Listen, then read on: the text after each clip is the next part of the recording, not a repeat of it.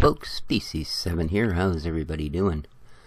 I'm going to start a new series here today, and I have actually spotlighted this game in my video spotlight section.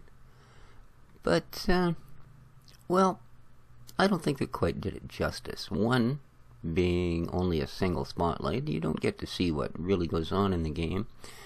And secondly, because I think this is actually quite a little gem that probably slid below a lot of radars, including people that really like simulators.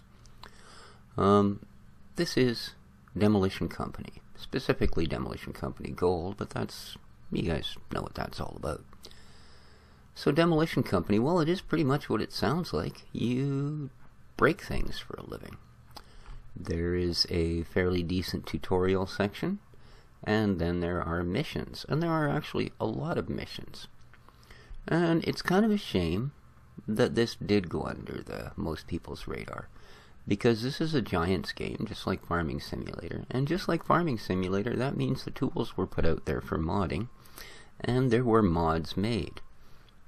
There have been extra missions made, there have been extra vehicles built, there was even a company that did an entire new map with new missions, and released it as a free DLC. I have all of that installed in this particular version. Now the weird thing. Now you'll notice up in my upper right hand corner there where it says capital, experience points and all that.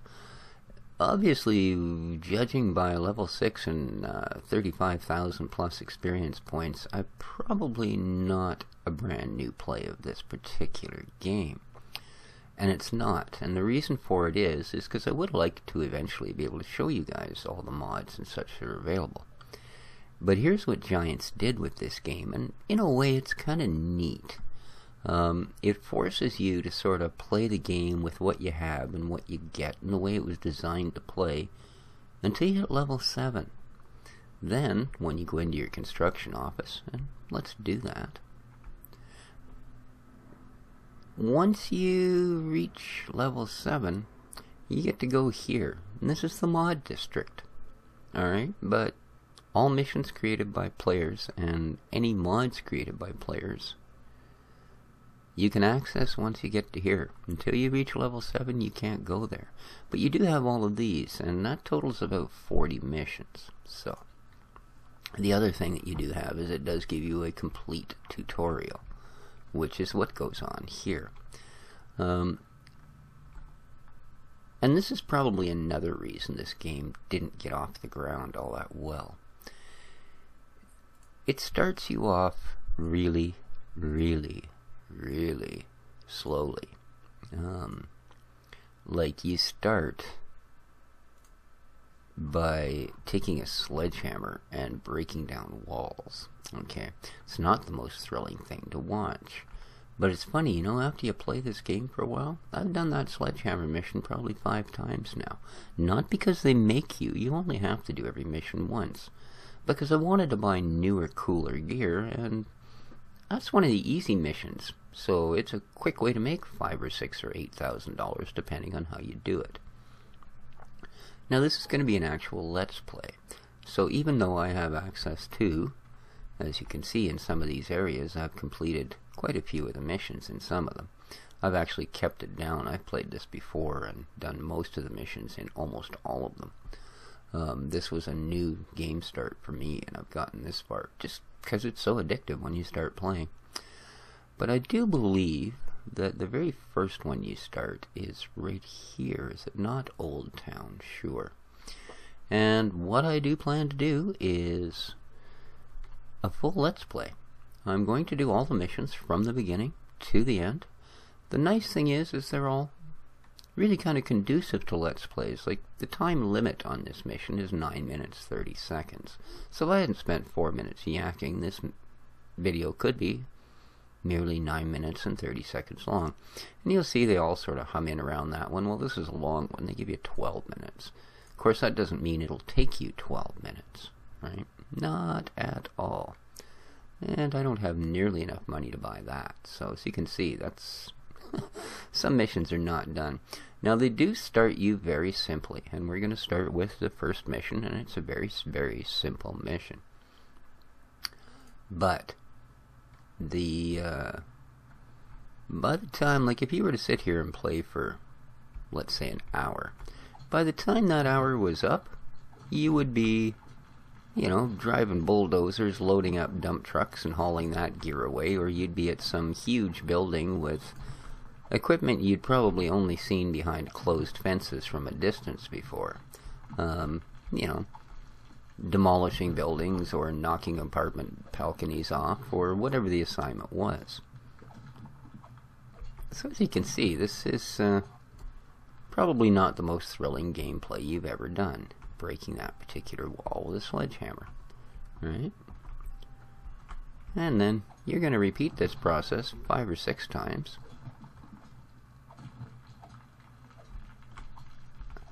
Until that green progress bar has worked its way to the end. And no, like I said, this pretty repetitive stuff. I mean, this is almost Farming Simulator. Yeah, I know, I can say that because I think anybody that watches my channel knows how much I actually like that game. So, whenever I badmouth Farming Simulator, it's purely sarcastic, because, yeah, I have more time into that silly simulator than most people put into long-winded RPGs.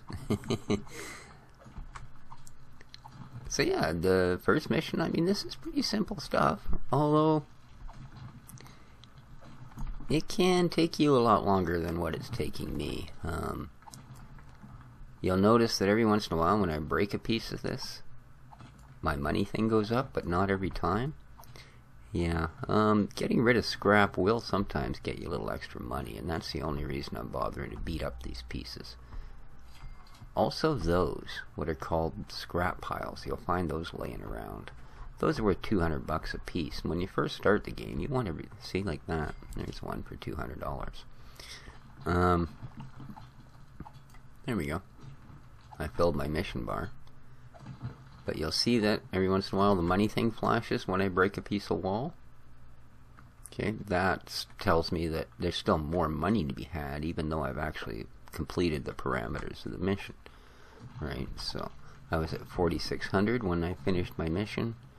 I break up some more pieces, because big chunks, that costs them money to get rid of this crap, right? So if we break it up into smaller pieces, they'll pay us. Hey, sounds like a good deal to me, because, well, even in the very first area, I don't have enough money for one of the pieces of equipment I need to finish the last mission. So there, we've made it through the mission. We're on the roof. No, there's no fall damage in this game, and they do actually tell you at one point, because the next mission requires you to come up here with a jackhammer and a sledgehammer, and, ooh, money, knock this puppy down, without letting it, at least too much of it, do that. Yeah, so, but that's the first mission. Really simple. It just basically gets you used to the controls, right? You can cycle through tools and such, and it'll only allow you in some missions certain tools. Like I can't take out my explosives in this mission and blow this building over here up and stuff like that. You can in later missions, so don't worry. So, once you decide you are finished a mission, you can end your mission. Yes, I do. And as you'll see, I actually made $12,000 knocking down those walls. I didn't get experience points because I have done the mission before. So, but that's what I mean. And if I'm 7 or 8 grand short of buying a new toy that I might need for a mission, or I might want because it'll do the mission faster, I can go in and repeat a simple mission like that. It took me 3-4 minutes, you know, and I'm good.